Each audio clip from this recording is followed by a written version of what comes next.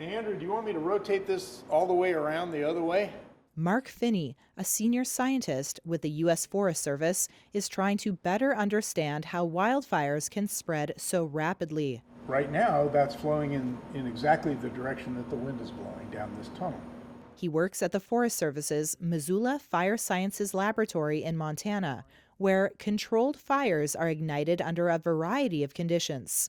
So once we light it, oh yeah, The goal is to help fire officials make better informed decisions and avoid tragedies. the fire is going to be with us forever. There isn't a situation where you can say, we've got the situation completely under control, and that we no longer have fires.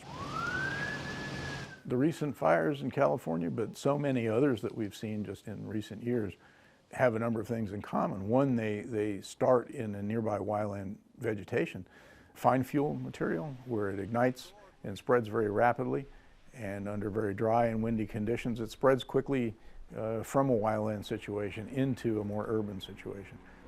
What we can hope to do is diminish those to a point where they're much, much, much less likely, so that there's far less risk to the things that we care about. Work at the lab has helped researchers identify areas of extreme wildfire risk in California and elsewhere.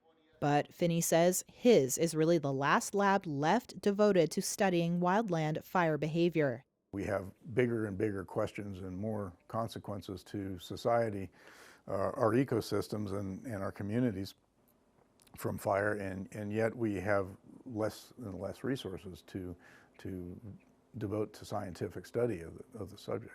Since taking office, President Donald Trump has halted federal funding for programs to reduce wildfire risk as part of broad cuts to government spending, according to organizations impacted by the moves.